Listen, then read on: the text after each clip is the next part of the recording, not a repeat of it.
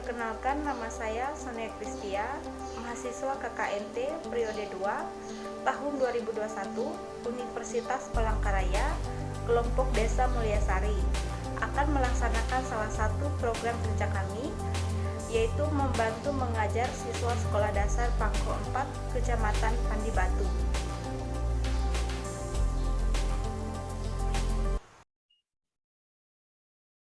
Baik, kita langsung saja ke materi kita. Nah, tema 1, pertumbuhan dan perkembangan makhluk hidup. Subtema 2, pertumbuhan dan perkembangan manusia. Mata pelajaran Bahasa Indonesia. Nah, topik kita adalah wawancara. Nah, apa yang dimaksud dengan wawancara? Wawancara itu adalah kegiatan tanya-jawab yang dilakukan untuk mengumpulkan data dan informasi dengan cara mengajukan pertanyaan kepada seorang narasumber. Nah, narasumber adalah orang yang diwawancarai atau orang yang dimintai keterangan untuk diambil informasinya. Kemudian ada pewawancara. Nah, pewawancara adalah orang yang melakukan wawancara. Ada unsur-unsur wawancara. Yang pertama itu pewawancara. Nah, pewawancara adalah orang yang mewawancarai atau orang yang mengajukan pertanyaan atau orang yang mencari informasi. Kemudian ada narasumber. Narasumber juga disebut sebagai informan, yaitu orang yang diwawancarai dan memiliki informasi terkait topik wawancara. Narasumber biasanya adalah seseorang yang ahli di bidang tertentu. Nah, kemudian ada ketiga, ada topik wawancara dan daftar pertanyaan.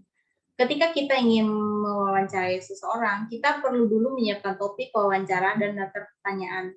Daftar pertanyaan ini penting sekali. Ini digunakan ketika kita wawancara dengan seseorang, kita sudah menyiapkan daftar pertanyaan. Nanti tinggal kita bertanya dengan mereka terkait dengan daftar pertanyaan yang sudah kita siapkan sebelumnya.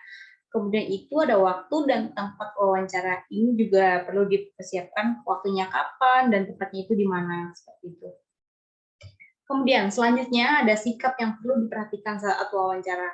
Yang pertama itu menggunakan bahasa baku atau bahasa formal, bukan bahasa yang tidak baku. Kemudian santun. Saat kita wawancara, kita perlu bersikap ramah dan sopan kepada orang yang kita wawancarai. Nah, gunakan pertanyaan singkat dan mudah dipahami. Ini penting sekali agar mereka bisa menjawab pertanyaan kita dengan mudah. Tidak bertele-tele, kita gunakan pertanyaan untuk mereka, agar mereka tidak pusing juga dengan pertanyaan kita dan tidak bisa menjawabnya. Kemudian itu tidak menyela pembicaraan. Penting sekali ya ketika kita mewawancarai seorang, kita tidak menyela pembicaraan mereka, agar mereka tidak tersinggung atau apapun. Nah, ada tahap-tahap wawancara. Yang pertama itu tahap sebelum wawancara atau tahap persiapan. Tahap sebelum wawancara ini kita perlu siapkan dulu topik atau tema wawancara. Kemudian kedua ada tahap saat wawancara, yaitu pelaksanaan wawancara.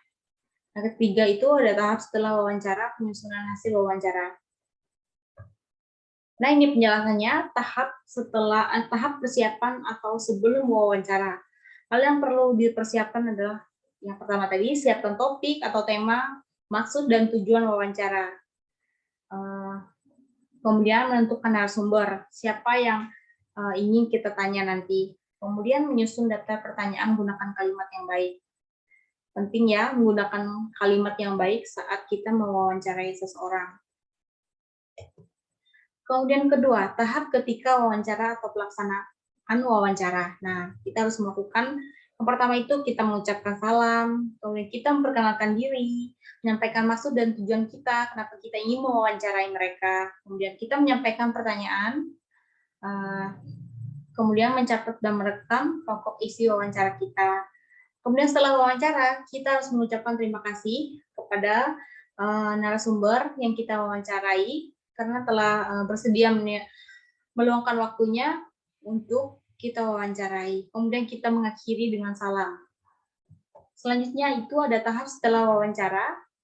atau tahap penyusunan hasil wawancara. Nah, setelah wawancara, kita biasanya harus membuat laporan hasil wawancara.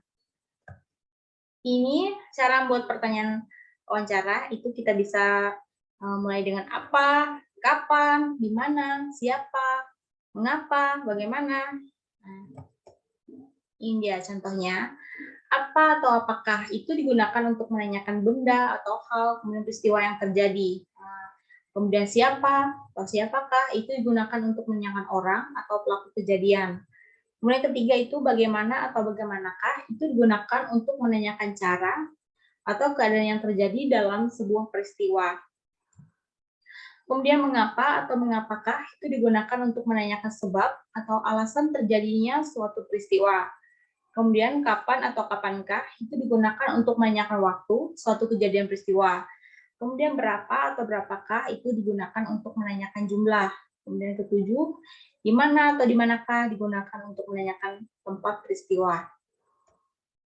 Nah, ini contoh-contoh pertanyaan wawancara terkait subtema kita, pertumbuhan dan perkembangan manusia. Nah, kita bisa mewawancarai dengan seperti berapa berat badanmu saat lahir, berapa panjang badanmu saat lahir, pada usia berapa kamu bisa berbicara, kapan pertama kali gigimu tumbuh, apa kamu mengalami kesulitan saat merangkak, kemudian bagaimana perkembanganmu dari mulai belajar jalan hingga berjalan, kemudian pada usia berapa kamu bisa membaca dan menulis. Nah, kita bisa menggunakan contoh-contoh seperti ini.